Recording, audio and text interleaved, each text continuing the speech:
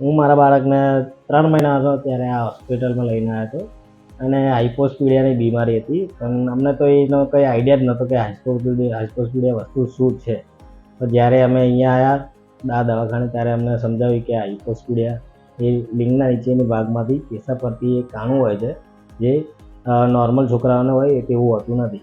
એના લીધે મારા બાળકને જ્યારે અમે અહીંયા બતાવવા આવ્યા ત્યારે અમને ખબર પડી કે હાઇપોસ્પીડિયા મોટી સર્જરી છે. પછી ઓનલાઈન બધું સર્ચ કરીને બહુ જાણ્યું કે કઈ રીતે થાય છે, શું છે, કઈ નહીં. પછી 3 સ્ટેજમાં મારા બાબાનું ઓપરેશન કરાવ્યું. એનું લિંગ બી વાંકું હતું, તો લિંગ સીધું કરીને અંદરથી રસ્તો કરીને પછી એનું હાઇપોસ્પીડિયાનું 3 વર્ષે એનું ઓપરેશન કર્યું. અત્યારે એની કન્ડિશન સારી છે ને હવે એકદમ ઓકે છે. હાઇપોસ્પીડિયા એવી એક બીમારી છે કે લોકોને બહુ જાણ નથી.